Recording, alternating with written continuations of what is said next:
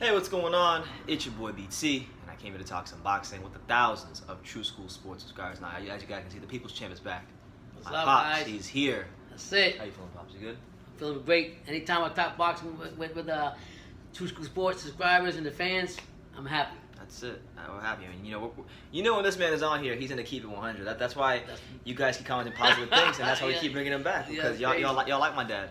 But the news that we're talking about in this video, and I know you're gonna have a lot to say about this, as will I, is that Deontay Wilder's manager, Shelly Finkel, he stated that Deontay Wilder, his next 3 fights in succession, will be a rematch with Luis Ortiz first, then a rematch with Tyson Fury, and then the fight with Anthony Joshua for Undisputed. Now, before I ask you, I also wanted to let you know that in this article, he did say that there has been no issues with the zone, that they'll be announcing all these fights supposedly within the next couple of weeks, and that the fans should be happy. So when you hear them laying it out like that, Ortiz, Fury, Joshua, what are your thoughts on that?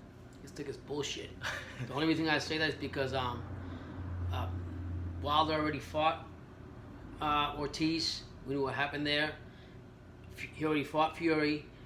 The whole world wants to see the big fight, Anthony Joshua and Bronze Bomber, and this has been going on for so long, back and forth, back and forth. Now they're gonna come out and like I was just telling my son, why does it have to take 2 other fights for the big fight to happen? Either way, you're gonna make your money. Yeah.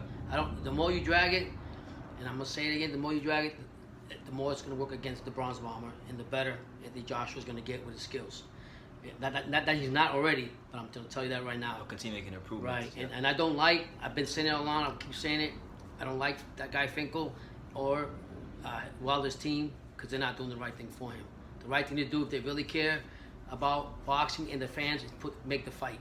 It's been dragged up how many years now? Or how long is it going now? Well, we're going on about a year, well over a year and a half now. Yeah, so I mean, come on now.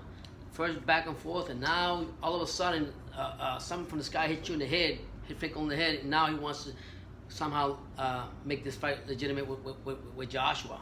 You know, if I was Joshua and Hearns, even though this will be a big money fight, I'd make him stall, and just for the fact that they want to dictate how it's going. They keep on forgetting that the A side is Hearns and Joshua, 3 belts to 1.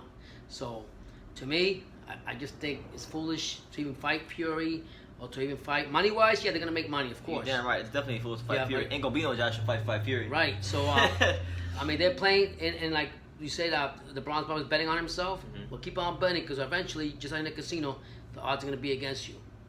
That's what I'm saying. Yeah. And, eventually, like, look, this is boxing. We've seen crazy things happen. Like, in the heavyweight division, especially, you're lucky to run out like that. Exactly. And honestly, like, I really highly doubt that Wilder is gonna follow this exact plan: fight Ortiz, Fury, then Joshua. No way in hell is he gonna fight those 3 fighters back to back. He'll lose. He's taking a loss. He fights 3 fighters. He's taking a loss somewhere. Right. And I'm telling you right now, he fights Fury. You might as well just put it on a platter for Fury, because there's no way in hell he's beating Fury in a rematch. There's no way. Ain't gonna be no Joshua fight. He's gonna be a contender with a loss in the record if he fights Fury before Joshua. And going along with my son's about Fury, he had a better shot.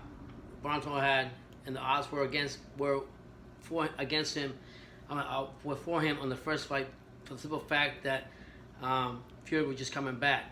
Okay, but take a look at Fury now. You see him like an old beat up car when he was in the ring, and he still showed up against the fight with Wilder. And Wilder was a better one, tone, better one in shape and everything. And he gave him a fight that he should have won. That I still feel he got stolen on. Schooling him. But mark my word, he's coming back driving like a Mercedes, not like that old beat up car. So Wilder and your team, you better watch out. Be careful what you wish for. There you go. When he fought Wilder the first fight, he was a Volkswagen. Yeah. Now he's a freaking Corvette. Yeah, I mean, looking like a Corvette. Lost weight. To me, just seeing how in shape he is. And how his mind frame and everything's like you always said. If Fury, you've always said that. If Fury always has his mind frame and everything right, there's no heavyweight that can beat him. Nope. And I feel that way. Even though, but I don't think that Wilder's making a big mistake fighting these guys again because he's betting against himself. And I guarantee you, keep counting on that right hand. Like I said, sooner or later, one of these boxers is gonna take your freaking right hand out of the boxing game. and what are you gonna have left? Because you have nothing else. There you have it. Saliafinko also went out of his way to say that there is no issues with the zone and the networks, so it should be easy to make the fight. That's an interesting thing because Fury signed with ESPN, and a lot of people are worried because if he's on ESPN, Wilder's on Showtime, Asia's with the zone. Can these networks come together and make these fights happen? Now, as fight fans, we could give two shits less about whether it's on Showtime. If it's a fight worth paying for and seeing, people will fork their money. We've seen that in the past. If it's a fight with name recognition and that people want to see, they'll fork their money over for it. But what I wanted to kind of throw out there was, we could kind of see like what we saw at Pacquiao Mayweather. If you remember, they had a Showtime HBO for the first time. Yeah, like a cross broadcast. Yeah, I remember that. So I mean, we might be seeing that. Well, I'm gonna say this: for Finkel to come out and say that it will be easy to make these negotiations with all these networks, he's full of shit again. Because if that was the case, why didn't he make the first offer that Joshua and Hearns offered him to fight the Bronze Bomber? He could have made just as easy as he's doing it now.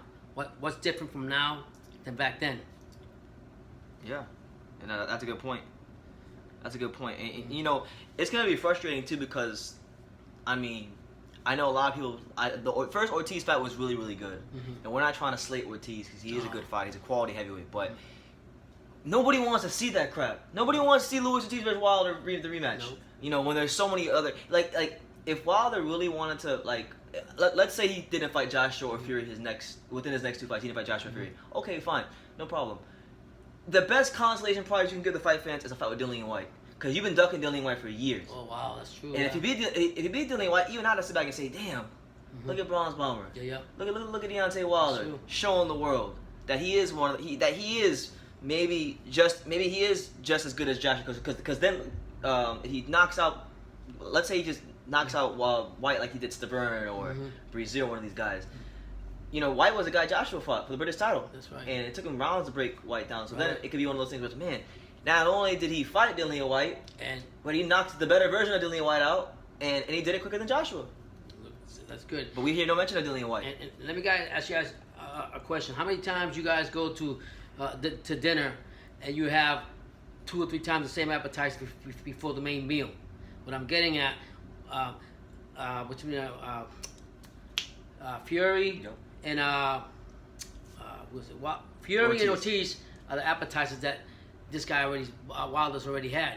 He needs to have the main meal. He needs to get his stomach full, and he's only going to do that if he fights Joshua. There you have it. So, what I'm getting at, fighting these two guys that the fans already seen, I don't think it's going to be as big as it was in the beginning. And the thing is too, what's funny, and I wanted to throw this point out there. I think YouTube is very powerful. I think without YouTube, boxing would have a hard time surviving. Because the great channels on here, we do a lot for the sport. We don't get enough credit for it. How many freaking YouTube videos have been made about this damn fight?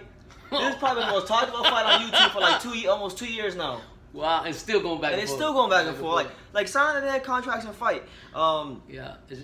Go ahead. It's like the same thing with the GG Canelo saga. This is another. No, this is worse. Yeah, in this saga, just like adding on and adding on. If Finkel was really was looking out for Wilder and was looking out for the fans, because they're gonna make money no matter what. It's gonna be a big fight no matter how you look at it, whether it's today, tomorrow, or whenever. But for him to come out today and say that, we have no problems with networks now or with the other promoters, you knew that the first time around. So what hit you in the head? Did maybe Wilder knock you out with his right hook or something and woke you up? Yeah. Because that's the obvious thing. So I'll say it again: the Fury and the Ortiz fight. Those were just appetizers that Wilder already had. He needs to have the main meal. Man. Get to the filet mignon already. That's it. What's going on, champ? Let's go. We want to see this. We the boxing fans are watering for this main meal. That's what we want. When you gonna give it to us? Just hurry up already. You gonna make your money. Yeah. You gonna be good. And the winner of this fight, if the fight is good enough, there'll be a rematch. Yep. Because the first, because people there's a lot of these guys are probably 2 of the most popular fighters out there at the moment. Most talked about. And most talked about, for sure. But going back to Dillian White, if he were to fight him, if he's not going to fight Joshua's next fight, his next fight should actually be Dillian White. Dillian White has been the WBC mandatory for 565 days now. Wow, just a year and some change. That's about a year and some change. Wow. Literally, he has a thing on his Instagram account where he's literally counting the days. Right. Wow, that's crazy. Well, I'll say this about White. I seen the Joshua fight with Dillian White, the first one they had. He's good, but I'm going to tell you right now, Dillian White is better now than he was back then. Oh, he matured a lot. And he's matured enough, and he's going up, and he's got more power. So I mean, don't sleep on Bronze Bomber and Finkel. And I mean, that's the only one that I. They already ducked him. Yeah, they've been ducking that's him. what I'm saying. So at some point, you're gonna have to meet him somewhere. You have to meet him somewhere because, like you said, that would be a legitimate fight for Bronze Bomber to actually move him up to get his credibility and his resume up if he even steps in the ring with him, and stop tap dancing with Finkel and his team. Because that's basically what they're doing. Playing ring around the rosy. We want to see the big dance. I don't want to see that. Yeah. You know, and it's funny because let's be real. Like the only reason he even fought Fury, like it took a man to have mental health problems, drug problems, and all these kind of problems, and it had to kill himself to make all this weight to lose weight to come back to boxing for Deontay Wilder to get in there with a prime British heavyweight. And what's that's what it took. And it's a shame to me as an American. Yeah, and what's funny about the whole thing is that, I mean, Bronze Bomber was where he had the meal already eaten before he even got served the meal. And come to find out, Fury came in there and stopped all that and showed him, like, yeah, enjoy your meal, but it's hurting you in your stomach, digestion. Because